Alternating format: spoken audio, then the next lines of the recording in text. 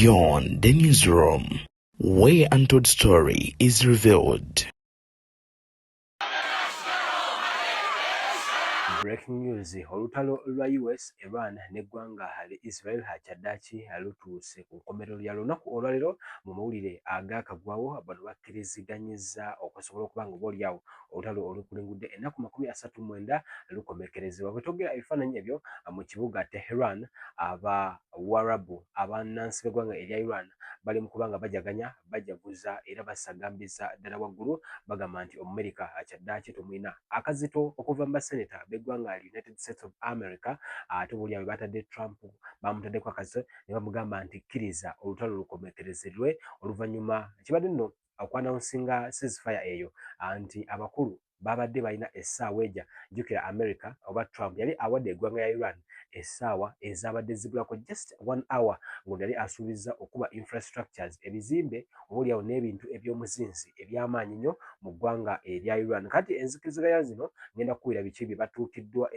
ebituukiddwako okusobola obaolyawo zonna enjuyi ssatu zikkiriziganya. Wabula ate mu ggwanga erya Pakistan jjukira bano balina Hezbollah abadde bakuba abaggwanga erya Israel. Bano bo Israel yagambye nti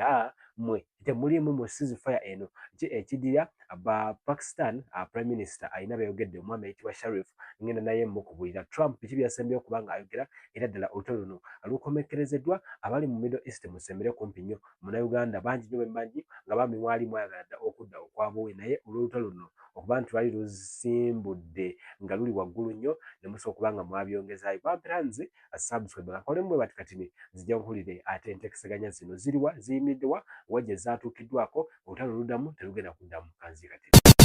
ebuvanjuba n'ebugwanjuba ewaka wasigalawo ewasinga. Beyond the newsroom gwe mukutu ogukuleetera ekyo ekisinga katiranga naffe ng'oyita ku noti 771 44 53 ne noti 744 26 41 na bino bikulu tetulanga bafere tetulanga basawo ba kinnansi n'abagwa mu kkoowa eryo mwebale kutuwagira. Thank you. This is breaking news as we go to air. Donald Trump putting out that Truth Social post with about 90 minutes to go until his self-imposed deadline.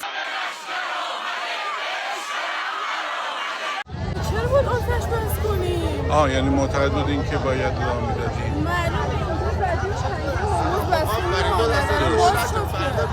آمریکا خودش 100 بار تا حالا نشون داده. ما 2 بار پای میز مذاکره بودیم وقتی حمله کرده. اینم قطعا برای اینه که بره خودش رو ترمیم کنه. Omukutu BTN Media Beyond the Newsroom hatukuleetera ebyo ebiba bifudde eyo gy'otali hatukukubira torch mu bintu bingi nnyo nga bwe tugezaako kubanga obaolyawo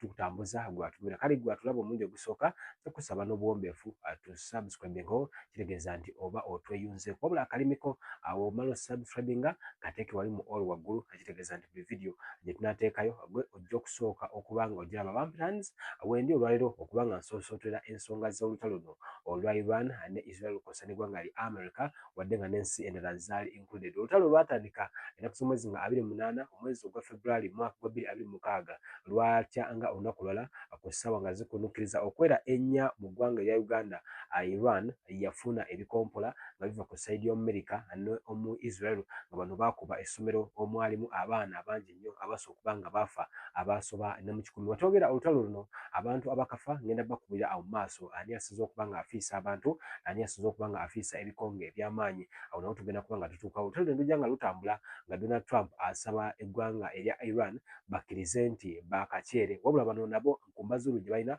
bagamba nti ddala tetugenda kukkiriza. Olutalo luno ebimu ku bisinza okuba nga birukomekereza nga bwe kiri essaawa eno kubanga bano bonna emitwe tegikola bulungi nnyo. Ogwa Trump tegukola naye n'ogw'Abarabu tegukolerako ddala kati lusobola okuddamu anytime naye ngenda kukubira lwaki lujja kuddamu oba lwaki terugenda kuddamu awo wenyini wenjagala tusumbule embalaasi. Kakati enteeseganya ezibadde zimaze ebbanga lya weeks ziizo lisobodde okuba nga batuuka ku nzikiriza ne bagamba nti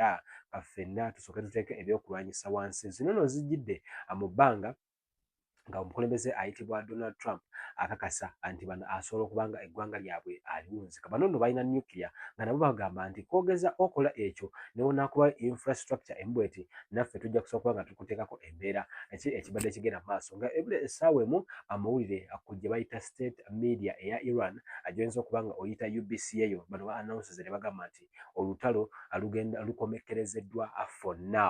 now kitegeeza nti ceasefire katusooke tuteeke ebyokulwanyisa wansi. Olutalo ebimu ku bigendereddwamu y'ebbeeyi y'amafuta okusobola okulaba nga ensi yonna ne Uganda tubale tutandise okuba nga tukiwuliramu ekkakkanako n'ebeerera ddala wansi. Bano mu lutalo luno bakugamba nti byonna byonna ebadde bigenda mu maaso bibadde bikosa nnyo omuntu ow'ebbali era ensi nga United Arab Emirates, Jordan,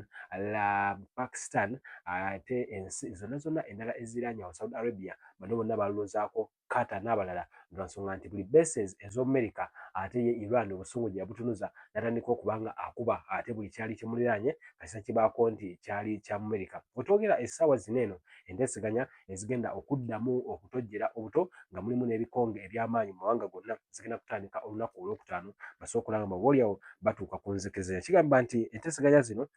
zigenda ku negotiatingwa Islamabad era nga bano bagenda kuba nga boolyawo bakkiriza okulaba nga boolyawo balu wabula ceasefire eno eriwo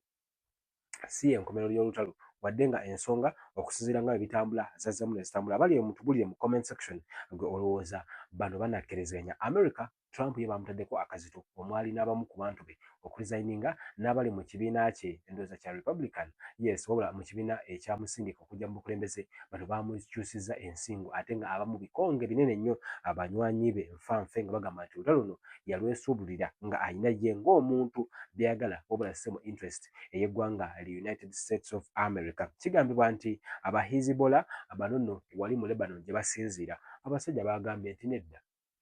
mwe aba Pakistan naffe aba Israel tebinaggwa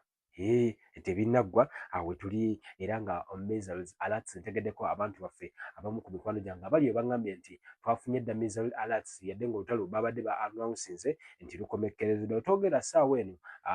okuzimba Strait of Hormuz okubajjukira waliwo parts ezimu ezakubwawo alulondo bagenda kubanga oboolyawo bagi openinga era America omukulembeze ayitibwa Donald J. Trump yasuubiza okuba nga yegatta ku basajja aba Iran bayambeko okulaba nga oboolyawo bagizimba ebitinitini oboolyawo kaakati ngenda kubwe abantu abakafa sofa mu lutalo luno abafiiriddemu okusinziira ku ggwanga ate erya America ne reports ez'enjawulo empapula nga Guardian, BBC, Reuters n'emirala Iran yesinza okuba nga efiisa abantu nga kigamba nti abantu abasoba mu 3,500 basobola okuba nga bakkirira ezirakumwa. Eggwanga erya Lebanon be baddirire awo katale noono bano bali eri mu Pakistan naye balina aba Hezbollah bali nabo bakoowu bazibu kati bano bakafiisa 1,400+. Enamba zino kyenkakasa azisukka mu zino but okusinziira ku reports ate n'emikutu egiri trusted nekkiriza nti abantu abakafa bangi nnyo ddala abantu abasoba mu mitwalo nga 5,000 awamu wabula nga wano Iraq nabo bafiisiza abantu 1,900+. aba Israel 26,31 kino kyo kya bulimba. Israel jukira basooka ne bablockinga amawulire gonna era abantu abasinga jukira abasajja bali babatunuzanga mu direct naye bano reports ziraga mu mawulire gonna ag'enjawulo nti abantu bali 26 ku 31 enamba nfusi ntuufu. Abamerika abakafa 13 ku 14 enamba nayo nsubira yeeyongeramu wabula reports bwe zigamba Gulf State akitegeeza nti amawanga nga Kuwait, Jordan, UAE, Qatar n'abalala abali awo ba Oman, Saudi Arabia ate bano bagigamba nti abantu bali 28 kino nakyo kikyamu ensonga nti bano nabo omusajja omu Iran yabakubanga zi ambush bano wadde nga reports zigamba 28 kati others balinga mu 9 abasobodde okubanga oboolyawo bano baali tebannamanyibwako gye bava mu butongole. Kati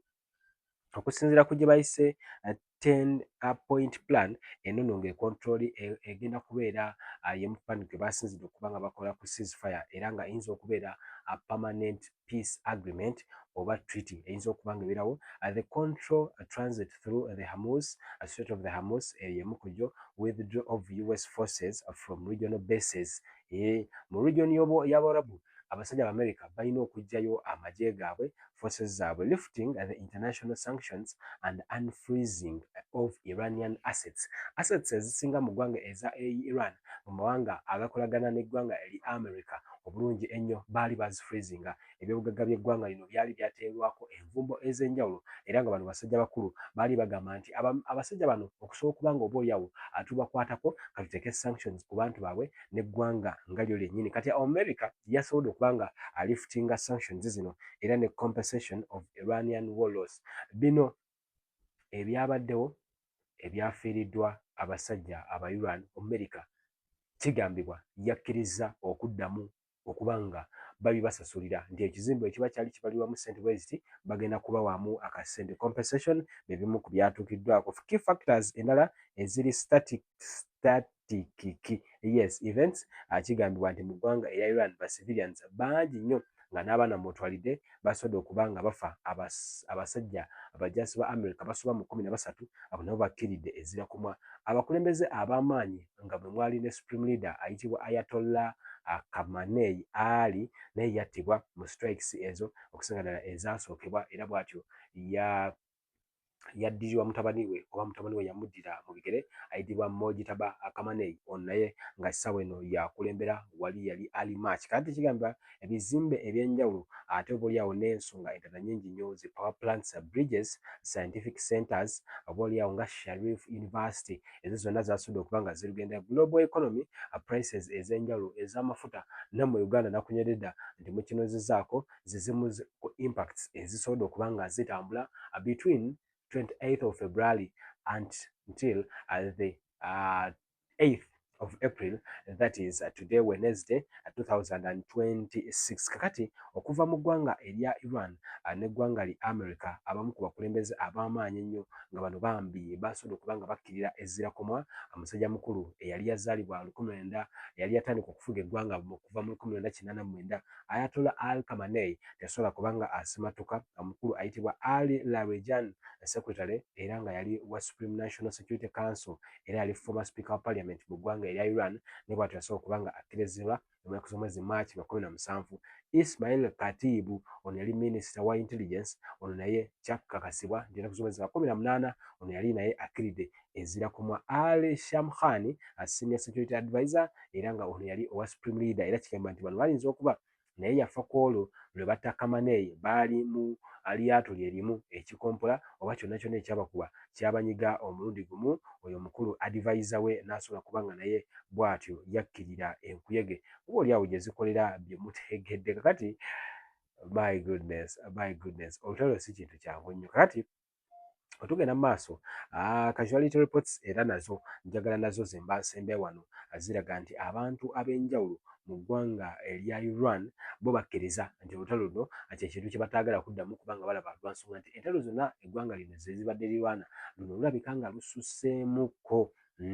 Mu ggwanga erya Lebanon ate hostilities n'Abaisiraeli abo nabo bakkiriza abantu abasoba mu 1000 ezirakomwa era nga bano basobodde okuba nga bafiiriddewo era nga bangi ku bano ebina bo kyakakasibwa baali ba fighters aba Hezbollah wadde nga kukambye zino namba z'entalo si nnyangu nsonga omuntu bamukuba ekintu n'agenda n'afiirayo ne batasobola okuba nga oboolyawo bamubala wabula ate namba ze tukkiriza nti abantu basukka n'emitwalo egiwera 5. Kakati Abamerika eggwanga nga lyo lyennyini lyo lyakakonfaminga abantu 6 bano nga baafiirawo. Bano baali mu KC 135 era nga bano baali basajja banyonyi era baali bawonzi baki bandeege. Gulf region deaths in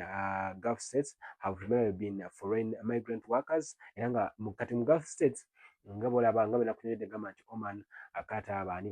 abo bonna bagamba nti abasinze okuba nga bafa be bantu abagendayo okunoonya. Reports zaafuluma olutalo nga lwakatandika wiiki ezasooka abajjukira obulungi bannayuganda kyakakasibwa bo baali 3 nti baali bano nabo bamaze okuba nga balugulamu obulamu olwa effects ez'olutalo luno. Kati ye America omukulu baamutaddeko embeera Donald J. Trump senator ne bamugamba nti ssebo era waliwo benalabyeko nga bali 43 nga badde batadde omukono ku impeachment oba okusobola okuba nga bamuggyamu obwesige nga bamugamba ssebo ku guno omulundi mujjukira luli mu kisanja kye gyasooka era baali bamutaddeko envumbo eno ey'okwagala okumuggyamu obwesige. Kati this time round bano babadde bakambwe nnyo lwansonga nti n'abava mu kibiina kye kyennyini abaamusemba omwabadde ne banywanyi be nategeddeko 3 bokka nti nga bagamba nti nedda this time round omwami ono nedda tumugobye. So negotiations zigenda ddala mu maaso era nga zijja takinga place wali mu Islamabad mu Pakistan, era nga Prime Minister ayitibwa Shehbaz Sharif yajja okubanga azuumamu omutwe. Lebanon era nga eno baagijjeemu, simanyi kigenda maaso ku sayidi eyo, era Benjamin Netanyahu yagambye nti mmwe temubiriimu,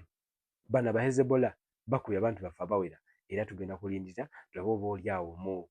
ceasefire eno Pakistan ne Israel bo banaasigala bakubagana ekintu oba oliawo ekiyinza okuba nga tekirabika bulungi naddala nga Israel ne America bakkiriza okukomekereza olutalo